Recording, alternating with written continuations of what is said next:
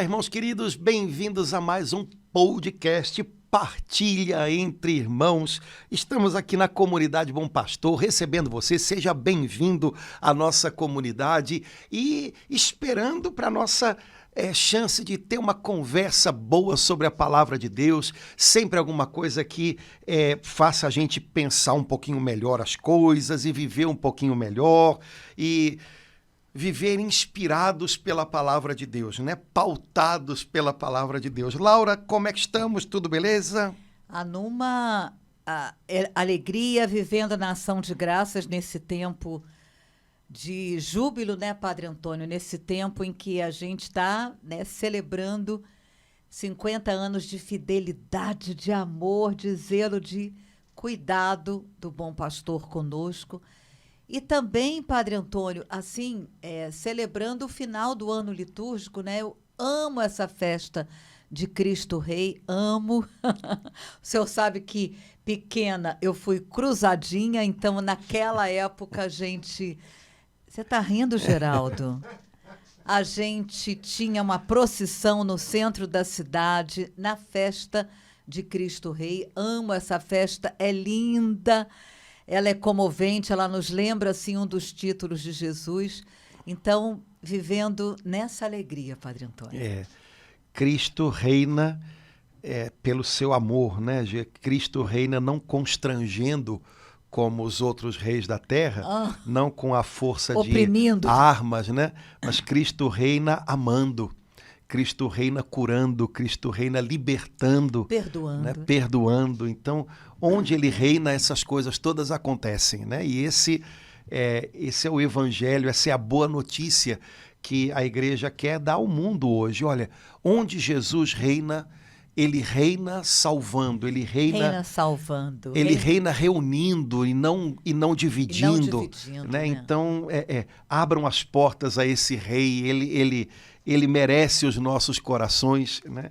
Então, quem sabe hoje a gente pode preparar bem essa festa de Cristo Rei, abrindo também o coração da gente, né? Bom, se Jesus reina fazendo essas coisas maravilhosas, e se eu sou súdito desse rei, está na hora de eu começar a deixar ele reinar, ele governar a minha vida do jeito dele. Então, beleza, vamos abrir o nosso coração para isso, né? Agora, Laura, como sempre, a gente vai tentando direcionar a nossa conversa, a nossa partilha, a partir da palavra de Deus, né? E a nossa mãe, a igreja, nos dá de presente na liturgia palavras selecionadas, escolhidas, que têm a ver com o ritmo, né, das celebrações do ano litúrgico. Não é diferente com a festa de Cristo Rei, com a solenidade de Cristo Rei. Então, dando um spoilerzinho, a gente pode compartilhar com os irmãos hoje um trechinho da Sagrada Escritura que vai ser anunciado, proclamado na festa, na solenidade de Cristo Rei. Então, acho que seria uma boa pedida, né? Que beleza! Começa logo com Colossenses 1:12, é isso? A segunda leitura da missa, Colossenses, carta, né, aos Colossenses, capítulo 1, versículos de 12 a 20. Que beleza! É o trechinho, né? Já começar com sede contentes e agradecidos ao Pai. Só isso, assim, já vê esse convite que a igreja nos faz, que vos fez dignos de participar da herança. Eu sei que a tradução aí da missa está diferente, né, Padre Antônio? Aqui tá assim, tá bonito também. Irmãos, com alegria, dai graças ao Pai. Que lindo, irmãos, com alegria, dai graças ao Pai. Ou seja, o primeiro convite é um convite de dar graças, né? De gratidão, de louvor por aquilo que, por meio de Jesus, Deus fez conosco. Deus fez por nós. Então, primeira coisa importante, na festa de Cristo Rei, nós agradecemos ao Pai por nos ter dado Jesus e em Jesus nos ter dado tudo. Tudo. Né? Um convite à gratidão, que deve ser sempre o tom da oração do cristão. Padre, mas eu estou passando por um momento tão complicado, eu tenho que pedir tanta coisa. Eu sei, mas a Bíblia mesmo diz que a gente deve acompanhar até os nossos pedidos com ações de graças. Porque a oração que muda, que organiza, que apruma o coração da gente é a oração de louvor e ação de graças. Quando a gente vai rezar, é natural que a gente deseje que a nossa oração mude um monte de coisas. Mas a primeira coisa que a oração sempre muda, certamente, é o coração de quem está orando. Oh, glória a Deus. Agora, o tipo de oração que melhor faz esse trabalho de mudar o coração de quem está orando é a oração de louvor e ação de graças. Porque ela me lembra que, apesar de tudo que possa estar me faltando, eu tenho em Cristo muitos motivos para agradecer. Eu tenho muito. Ele é o meu grande recurso, ele é o meu grande motivo. Então, quando a Sagrada Escritura diz, na segunda leitura dessa missa, na carta aos Colossenses, irmãos, com alegria, dai graças ao Pai. Bom, o apóstolo sabe que certamente essa passagem está caindo nas mãos de gente que está passando por problemas, que tem dificuldades, que tem apertos, mas ainda assim temos motivos para nos alegrar e para agradecer ao Pai, porque temos Jesus. E aí fica aquela perguntinha, como é que eu estou organizando o meu interior, a minha cuca e o meu coração? Eu estou vivendo constantemente debaixo da consciência do que eu não tenho, ou eu estou vivendo debaixo da consciência de tudo que eu tenho e sou por causa de Jesus?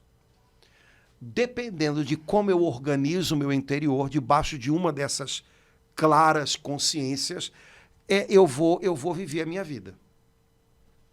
Se eu vivo debaixo da consciência de que nada está completo, tem sempre um rabicho ali de coisa faltando e tal, tá bom, eu vou viver desse jeito. Eu vou viver como alguém que sempre tem algo do qual reclamar, sempre tem alguma coisa.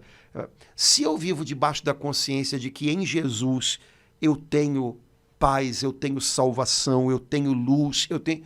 Tá bom, mesmo com as coisas que eu tenho que organizar e mesmo com as coisas que eu tenho que lidar e que talvez algumas delas nem vão mudar muito, eu sei que eu tenho muito. Então, mesmo com aquilo que está faltando? E algumas coisas, Laura, vão continuar faltando. Uhum. Tá? O Senhor é meu pastor, nada me faltará, certo? Mas isso não significa que eu vou ter tudo que nada me faltará daquilo que eu preciso para levar adiante uma vida vitoriosa em Deus. Uhum. Mas não quer dizer que nada me faltará de tudo aquilo que eu quero. Né? Então, vai continuar possivelmente faltando um pouquinho da grana que eu queria ter. Porque, né, dizem, uma vez perguntaram para um grande empresário americano, né, qual é a quantidade de dinheiro que deixa um homem satisfeito? Ele respondeu, a quantidade de dinheiro que deixa um homem satisfeito, um pouco mais. Porque nunca deixa satisfeito, né? Então, mas em Jesus eu tenho milhões de motivos para agradecer, né? Ele é o grande motivo. Ele é o grande motivo. Né? E aí, esse trechinho da carta aos Colossenses é uma das passagens da Bíblia que eu mais gosto na vida. Porque vamos dizer assim, é um rosário de elogios a Jesus. Eu não sei se você gosta de elogiar Jesus. Amo, Padre Antônio. Mas... Não só elogios, assim, para mim, que mostra quem ele é. Exato. Né?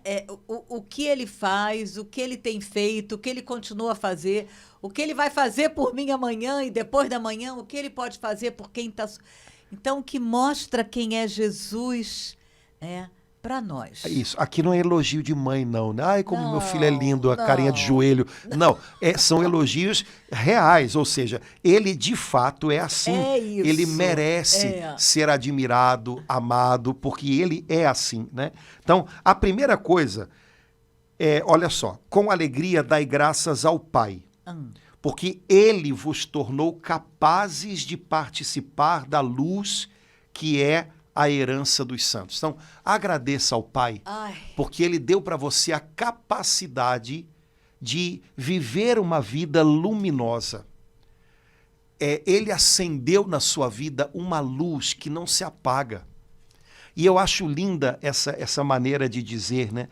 Ele vos tornou capazes de participar da luz. Para ninguém dizer que é incapaz, né, Padre? E para ninguém dizer que é capaz por conta própria. Ah, sim. Ou seja, ele vos tornou capazes. Ele deu para vocês uma capacidade de viver debaixo do brilho de uma luz gloriosa. Né? Eu gosto muito porque, ao mesmo tempo que diz que nós temos uma capacidade, nos lembra que ela nos foi dada por ele. Há uma oração eucarística que diz mais ou menos assim, né? A gente agradece ao Senhor porque ele nos tornou dignos de estar aqui e dar graças. Na sua presença. Eu acho isso lindo. Senhor, o Senhor me tornou digno. Eu não era. Eu não poderia fazer nada que me tornasse digno de estar na sua presença e louvar o Senhor. O Senhor me fez digno. O Senhor me pegou. O Senhor me lavou. O Senhor me tornou digno. A tradução, Padre Antônio, eu ia comentar isso, da Ave Maria, a palavra, no lugar de capacitados, é dignos. Então. Isso, para mim, muda porque ele me tornou. Exato. Eu não era, eu não sou, mas ele me tornou. Então, isso me toca Vou dizer uma palavra... Agradecido ao Pai que vos fez dignos. O Pai me tornou. Vou dizer uma palavra que eu acho que dá uma impressão do que significa isso. Que vos dignificou. Ou seja, ele vos deu a dignidade de estar na presença dele, vivendo debaixo da sua luz. Toda vez que agora aparecer essa oração eucarística, eu acho que é a segunda, né? Nós vos agradecemos porque nos tornastes dignos de estar aqui na vossa presença e vos servir. Nossa. Então, servir a Deus é um privilégio. E o Pai nos dignificou para que nós pudéssemos servi-lo e viver na sua presença. Né? Aqui se diz, o Pai nos dignificou para que nós vivamos na luz. É muita honra. Não é? Muita honra. Na luz, né? Que é a herança dos santos. Aí se diz para fazer, então, a transição. Aqui a gente está falando do Pai. Ele, o Pai, nos libertou do poder das trevas e nos recebeu no reino de seu Filho amado, por quem temos a redenção, o perdão dos pecados. Então, olha que legal. O Pai nos libertou do poder das trevas. As trevas tinham poder sobre nós. As trevas têm o poder de apavorar uma criança. As trevas têm o poder de tornar tudo um perigo. Porque na escuridão eu não enxergo o que há diante de mim. Mas o Pai nos libertou do poder das trevas. Ou seja, o poder do medo, o poder da insegurança, o poder que a escuridão tem de transformar tudo numa incógnita e numa ameaça. O Pai nos libertou de tudo isso e nos dignificou para que nós vivamos agora debaixo da sua luz. O poder da confusão, porque em trevas você... Está entendendo? Quer dizer, agora eu vivo debaixo da luz. Debaixo da luz. Eu não preciso viver debaixo de medo, porque onde há trevas há medo, mas onde há luz há clareza. Eu estou vendo o que há. Eu posso desviar dos obstáculos, eu posso... né? E por aí vai, né? Ele nos libertou do poder das trevas. Então as trevas tinham poder sobre mim. Não tem mais. Não tem mais. E nos recebeu no reino do seu Filho amado. Então, nesse reino de Jesus, onde se reina pelo amor, onde um rei reina perdoando, onde um rei reina libertando, o Pai nos recebeu no reino do seu Filho. Por quem? Pelo Filho, nós temos redenção e perdão dos pecados. Então, aqui já começa a se falar do Filho. E aí agora vai se fazer esse elenco de características de Jesus. Então, começamos dando graças ao Pai. O Pai nos transportou para o reino do seu Filho. O reinado do seu Filho é um reinado de redenção, ou seja, redenção é o contrário de cativeiro. Jesus é o único que, quando começa a reinar na vida de alguém, não aprisiona esse alguém, liberta esse alguém. Ele reina sobre nós nos perdoando.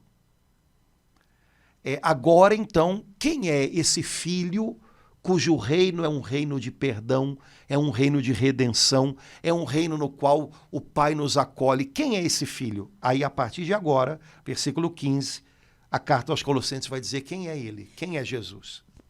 No versículo 14, na Bíblia Ave Maria, tá, Padre Antônio, me toca muito o tempo do verbo presente, no qual temos, eu tenho agora, eu já tive, quando eu me voltei para Deus, mas no qual temos agora a redenção, a remissão dos pecados.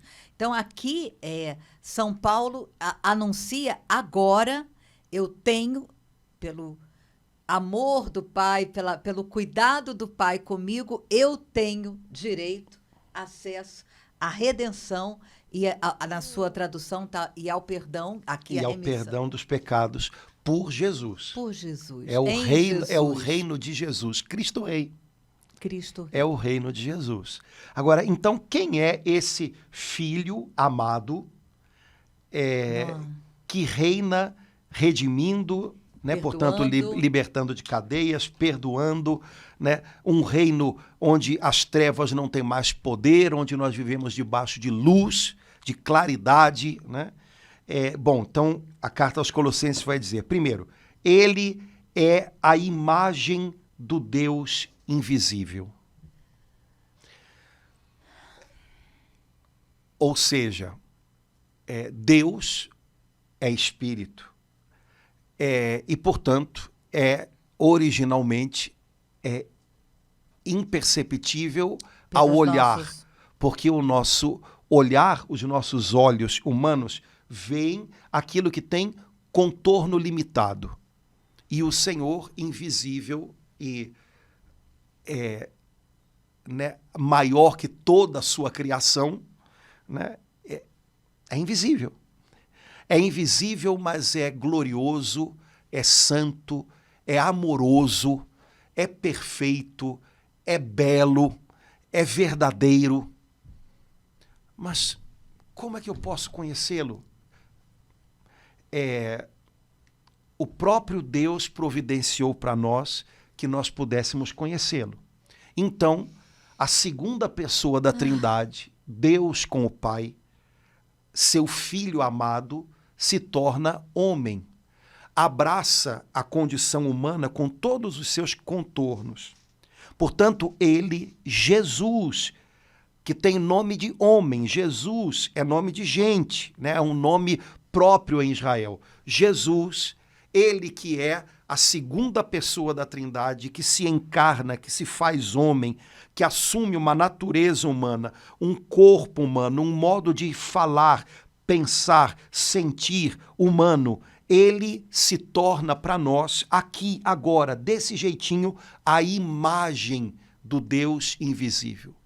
Se eu quero entender como Deus é, eu devo olhar para ele.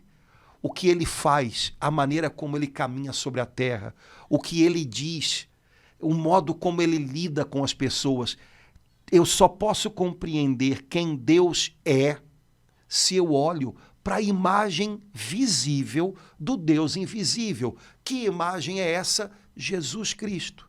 Deus feito homem, em Nazaré, caminhando no meio do silêncio de Nazaré durante 30 anos.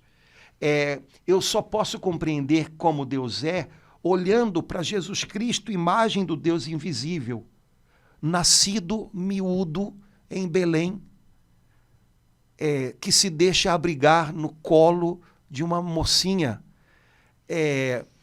que caminha por Cafarnaum e vai na casa de Pedro e estende a mão para uma mulher doente para colocá-la de pé, e que se deixa tocar por um leproso que ninguém queria que tocasse, e que fala a uma mulher pecadora, envergonhada na frente de tudo e de todos: onde estão os que te condenam? Foram embora? E que a levanta, né? E que estende os braços dilacerado numa cruz, aparentemente vencido pelos homens, pelo tamanho do pecado dos homens, mas que ressuscita ao terceiro dia glorioso, que a tumba não pode deter. Ele é a imagem do Deus invisível. Deus é desse jeito. Eu fico imaginando, Padre Antônio, um judeu messiânico, judeu cristão, ao ler Colossenses 1:15, ele é a imagem do Deus invisível. O que o Espírito de Deus faz nesse coração? Porque só do Senhor comentar tudo isso, só nessa frase, ele é a imagem do Deus invisível, Deus que a gente, até o Natal, historicamente, não poderíamos imaginar. Depois do nascimento de Jesus, a gente pode ver, e os apóstolos puderam apalpar e tocar e falar. Isso aqui é a razão teológica pela qual católicos e ortodoxos produzem figuras, imagens. O motivo pelo qual não se podia fazer imagens, apesar de Deus ter ordenado fazer algumas imagens, né, no Antigo Testamento, mas o motivo pelo qual judeus e islâmicos não fazem imagens é porque a afirmação que eles fazem da transcendência de Deus não permite que se possa imaginar né, Deus de forma alguma. Ora, nós cremos que Deus é transcendente, sem dúvida alguma, ou seja, Deus não se confunde com as coisas criadas, mas Deus se fez homem. Portanto, é possível ter uma imagem do Deus invisível. Uma imagem é uma imagem, não não é uma ideia e, ao mesmo tempo, não esgota o original, vamos dizer assim, né? Então, Jesus é o Verbo de Deus encarnado. Ele é inteiramente divino, né? Mas também é homem. Toda a beleza, toda a grandeza da majestade divina não se esgota naquilo que se podia ver de Jesus. Mas o que se vê de Jesus é a expressão perfeita de Deus. Portanto, Deus fez para si uma imagem no corpo de Jesus. Ponto. Podemos agora reproduzir esta imagem.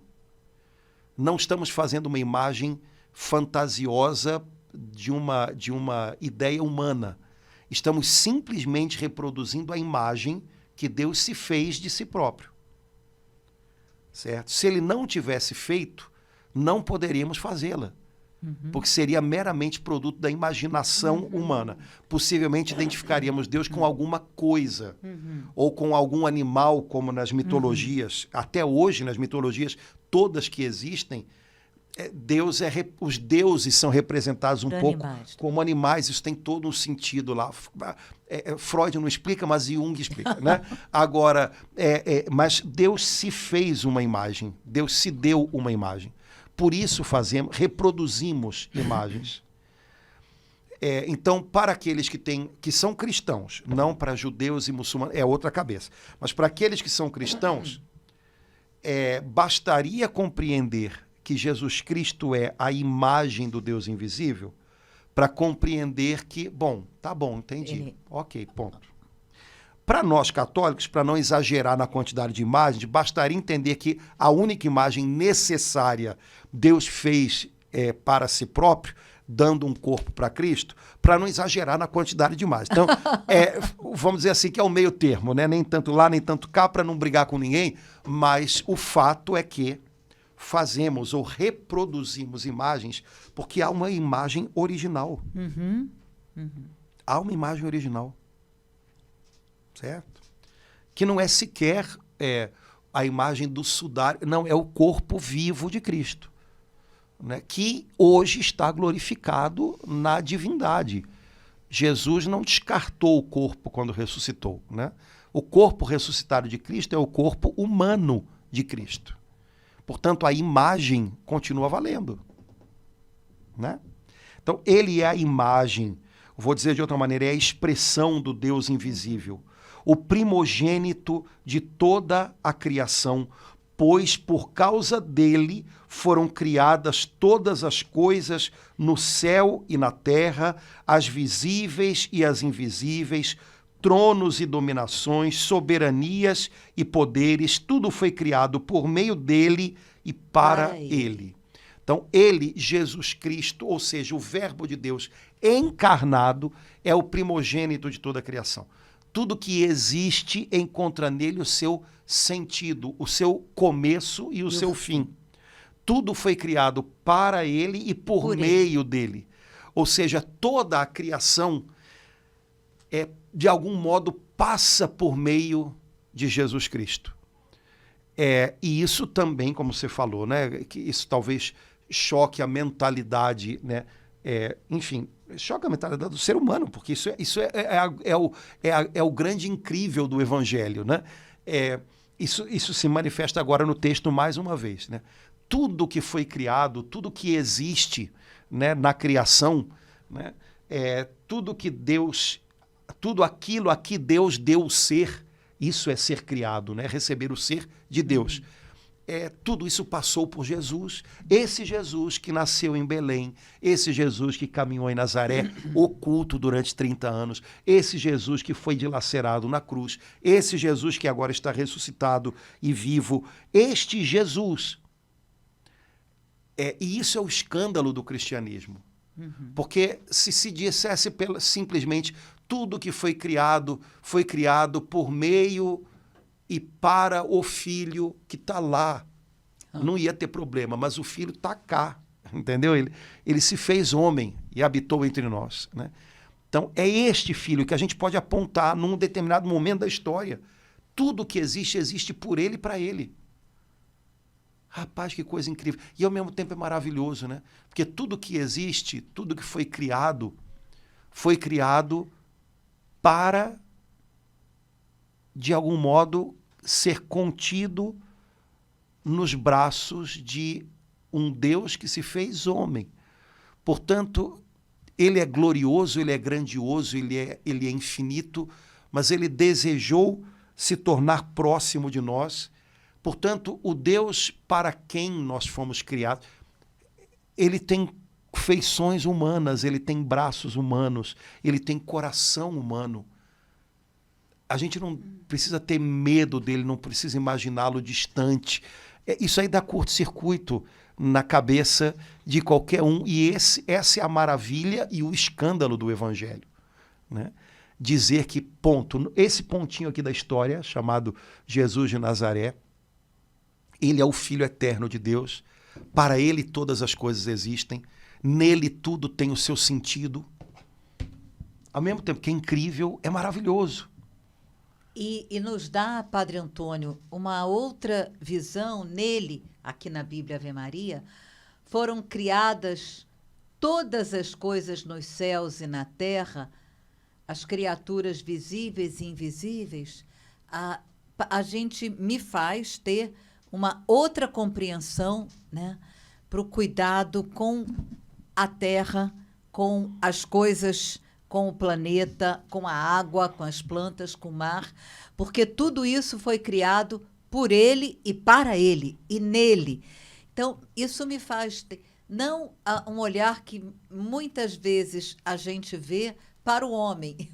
Claro que é lógico que também está embutido aí, mas muda tudo quando a gente lê.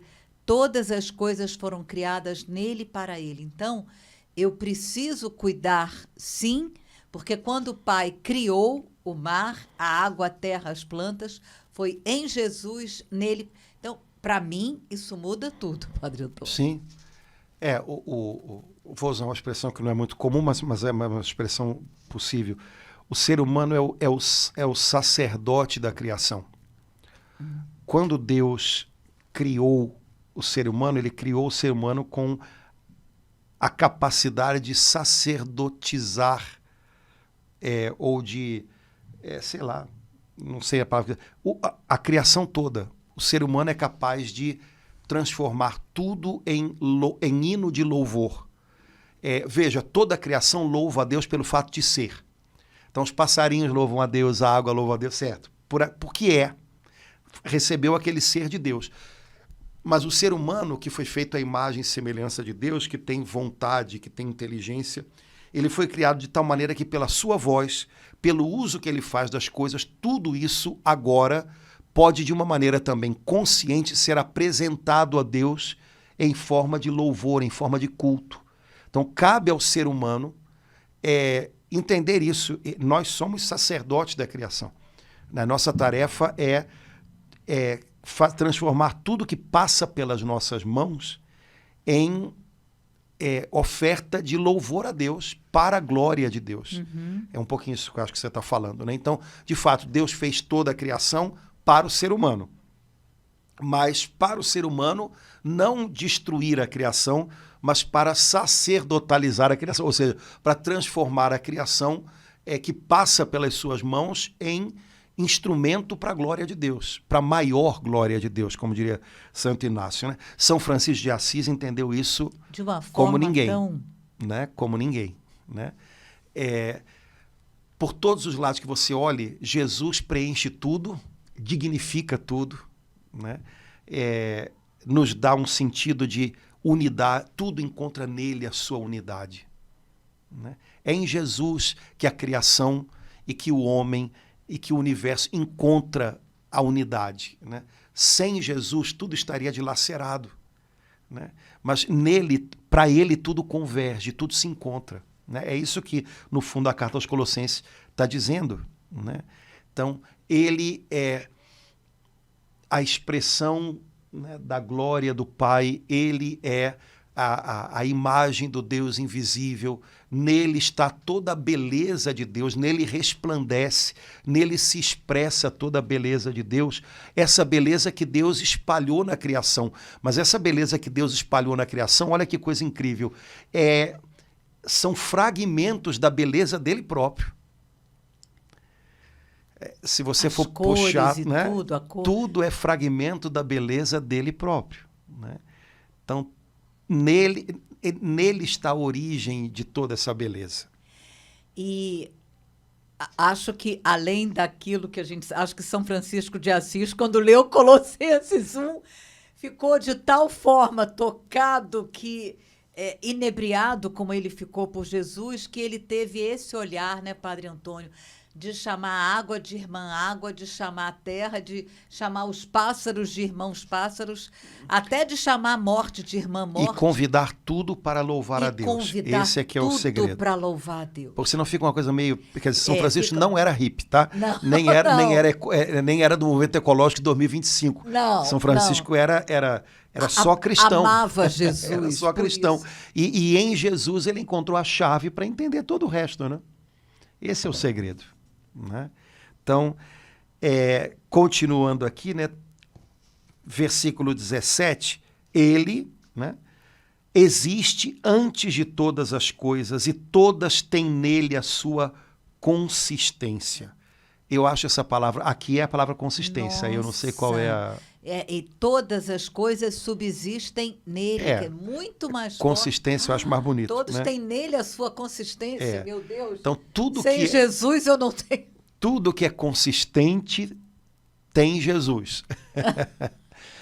Tudo que está inconsistente, ou seja, tudo que está meio sem consistência, sem firmeza, é porque talvez, usando uma expressão que não caberia, mas talvez esteja sem Jesus, né?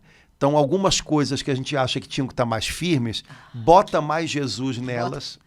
Para dar consistência. Por exemplo, família, casamento, projetos, coração interior, né? Bota mais Jesus, né? E essas coisas ficam mais consistentes, né? Ele é a cabeça do corpo, isto é, da igreja. E aí São Paulo está falando, né? São Paulo, o autor da carta aos Colossenses, está falando não só que Jesus está na origem de tudo, ele já falou isso. Então, mas ele fala uma coisa a mais aí. Né? Quando ele fala, ele é a cabeça do corpo, que é a igreja, de alguma maneira ele está apontando para frente. porque a nova criação, a criação nova, ou seja, a recomposição de todas as coisas, que é o projeto do Pai, né? Restaurar todas as coisas em Cristo, a nova criação começa em Jesus, mas não em Jesus sozinho. Em Jesus como cabeça da igreja. A igreja é seu corpo, a igreja é o povo da nova criação, a igreja é a semente do reino, portanto é a semente da nova criação. Aí já está apontando para frente. Né? Então Jesus está na origem de tudo e Jesus agora está na origem dessa nova criação, dessa restauração de todas as coisas que já é visível no mundo hoje por meio da sua igreja. Ele é a cabeça da igreja, que é seu corpo. Ah, como seria maravilhoso se os cristãos amassem mais o corpo de Cristo, porque não há corpo sem cabeça e não há cabeça sem corpo. Como seria maravilhoso se os cristãos honrassem mais o corpo de Cristo por ser de Cristo. Simplesmente por isso. Então, ele é a cabeça do corpo, ou seja, da igreja. Ele é o princípio. Mas o princípio de quê? Logo em seguida vem a explicação. O primogênito dentre os mortos. Que é uma expressão maravilhosa, né? Porque primogênito é o primeiro filho nascido numa família. E aqui o autor diz, ele é o primogênito de entre os mortos. Como? Primogênito entre mortos? Se primogênito é o primeiro nascido, é o primogênito dentre os mortos, é o primeiro entre os mortos que ressuscitam. Então, ele é o primogênito dentre os mortos, ele é o primeiro entre os ressuscitados. Ou seja, ressuscitados tem a ver com futuro. Né? Tem a ver com o projeto de Deus se concretizando futuramente. No fim, a última palavra de Deus é vida, porque a nova criação será povoada por ressuscitados. Não vai ser por cadáveres, não vai ser por gente morta, vai ser por gente viva. E viva de uma vida abundante, plena, eterna.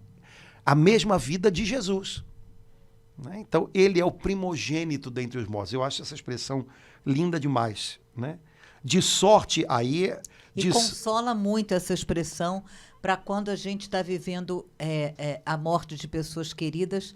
Quando eu perdi não é legal, né? Quando Jesus chamou, né, a minha mãe e meu pai, essa expressão me consolava profundamente, Padre Antônio, porque me dava assim, uma nova visão e um novo sentimento em relação ao local e ao futuro do meu pai e da minha mãe. Né? E Jesus foi o primogênito, então significa que não parou aí nele. Sim, quer dizer, ele já ressuscitou e os outros que já partiram, né, pelo chamado da morte, eles estão sendo gestados para essa nova vida. Né? Se a linguagem aqui é a linguagem do primogênito, é a linguagem da vida.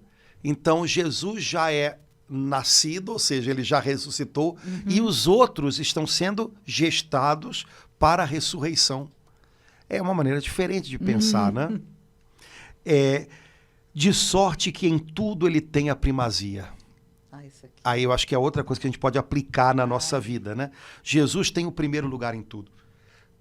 Mas será que na minha vida eu tô fazendo jus a essa palavra? Ele tem a primazia. Aqui na Bíblia Ave Maria está... por isso ele tem o primeiro lugar em todas as coisas. E aí, será que na minha vida é assim? Né? Será que eu tô vivendo segundo essa palavra? Né? Ele tem a primazia nos meus planos, ele tem a primazia nos meus pensamentos, ele tem a primazia nos meus afetos, ele tem a o primeiro lugar.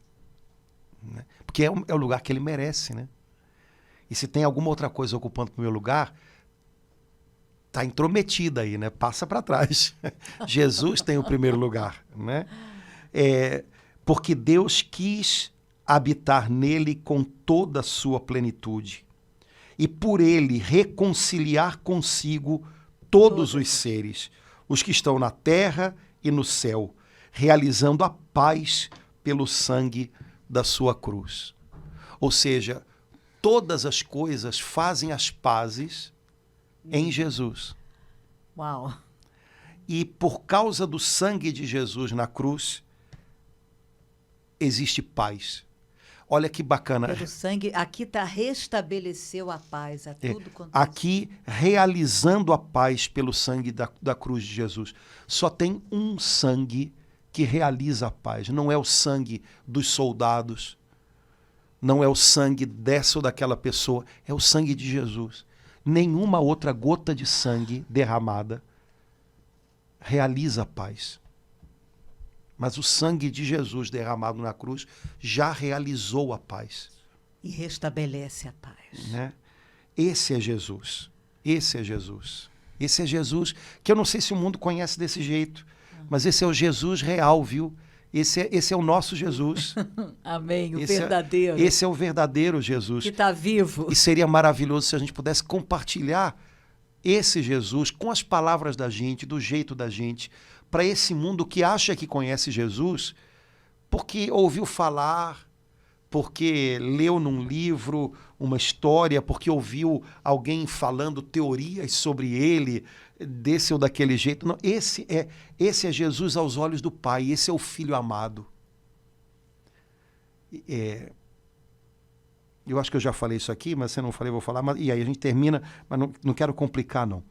Acho que eu já falei aqui. Eu aprendi, há uns anos atrás, a rezar de um jeito diferente, com São João Eudes. Amo São João Eudes. E São João Eudes é o do coração de Jesus.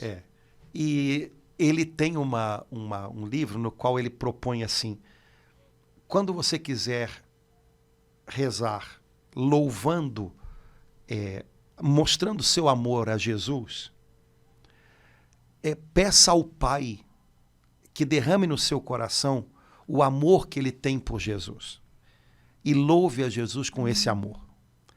Quando você quiser louvar ao Pai, manifestar o seu amor ao Pai, peça a Jesus que ponha no seu coração o amor que ele tem ao Pai. No fundo, esse amor é o Espírito Santo. Ah, sim. Né?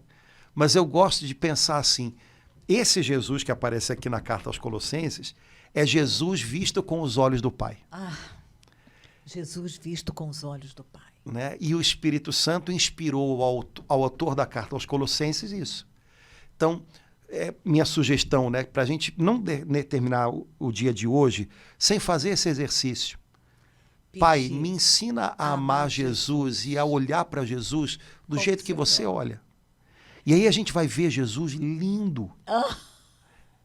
Do jeito que o Pai vê. Sem nenhuma contaminação de ideias humanas, de raciocínios humanos, nada disso. Nada disso.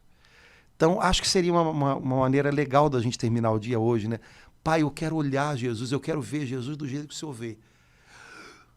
Que coisa linda, que coisa perfeita, que coisa em cada detalhe. Né? Já imaginou o Pai contemplando o seu Filho eterno, feito homem, no colo de Nossa Senhora em Belém? Já imaginou o Pai contemplando o Filho dilacerado de amor na cruz? Já imaginou o Pai contemplando agora na eternidade o seu Filho que voltou para ele na sua ascensão, carregando consigo um corpo humano glorificado, ferido e glorificado? Que coisa gloriosa. Então, quem sabe a gente, Cristo Rei, não podia viver um pouquinho isso. Nossa, gostei muito de São João Eudes. Eu amo ele. Tem muita coisa legal. Muito bem, Laura. Então, esperamos aí colaborar com os irmãos só para isso, para que a gente contemple Jesus com mais amor, com mais alegria. Ele é a causa da nossa salvação, ele é o motivo de tudo. Ele faz tudo, vale a pena, ainda as maiores dificuldades, e que a gente possa viver bem a festa de Cristo Rei. Né? Amém. Celebrando o Rei dos Reis, o Senhor dos Senhores. Padre Antônio, quando eu sair daqui hoje, olhar assim uma florzinha, o mar aqui de Copacabana, eu vou ter um outro olhar. Tudo isso foi criado em Jesus e para Ele. E chama essas coisas todas para louvarem a Jesus. Chama tudo para louvar. Vamos adorar. Vocês foram feitos para isso. Vamos lá. Gente, Deus abençoe. Um abração. Até a próxima e viva Cristo Rei. Viva Cristo Rei. Até logo. Tchau, irmãos.